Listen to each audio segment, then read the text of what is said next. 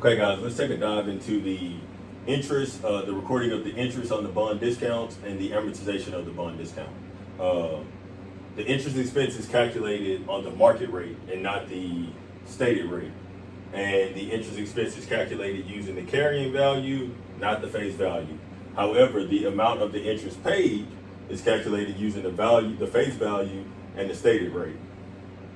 So, taking a look at the example that we have, if we take the face value of this bond, let's first calculate this cash paid amount.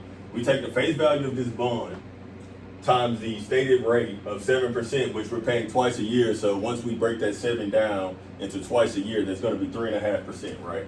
So we're going to take this 100,000 times we'll say 3.5%, which is 3,500, right? That's how much of cash we would have to pay for that period. But when looking at the interest expense for the period, we have to calculate how much interest we incurred. So looking at the, when we're calculating this interest expense, we have to use the carrying value times the market rate, because the carrying value is what we have on our books. The market rate is what the bond should have been issued at. So we'll come here, we'll take this carrying value of 93,205, and we'll multiply that by 4%, because we still have our 8% market rate. Twice a year is going to give us 4%, and that's going to give us a total of 3,728, which is the interest expense that we're going to record for the period. Now, looking at this logically, we're only paying 3,500 in cash, but we're recording 3,728. So the difference between the amount of interest expense recorded and the cash paid is the increase in carrying value, which is going to be $228.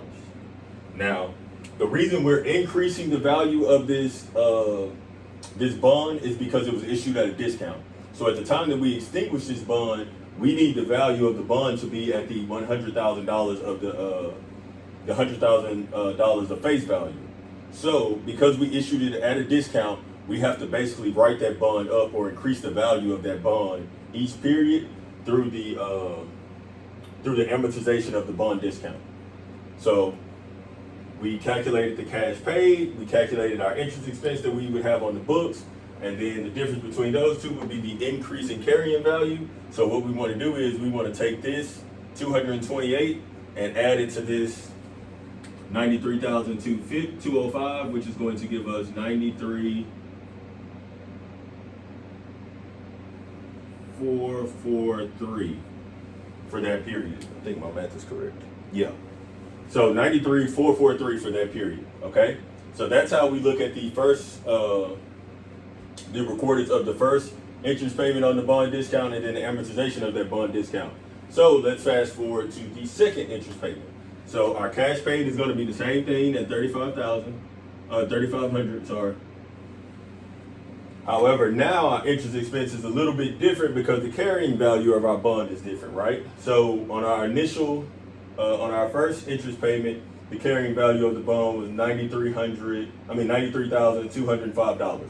Now the carrying value of the bond is $93,443. So we're going to take that 93,443 times that same market rate of 4%, and that's going to give us a total of $3,737 for the period. Right? So that's the total interest for the second period.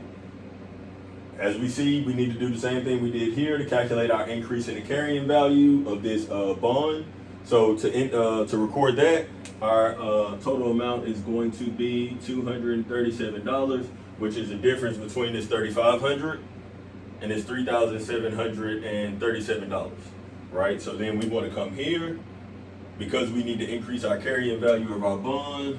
We're going to go 93,670. Okay. And this would go on throughout the whole entirety of the bond until we get to the period in which we're getting ready to extinguish the bond, in which the value would be 100,000. So we want to basically increase the carrying value of this bond all the way until it gets to 100,000. So each period, what you'll do is you'll take that current carry value, multiply it by that market rate to figure out what the difference is between that and the cash paid, and then that'll be your increase in carrying value. And next we'll look at the journal entries for these.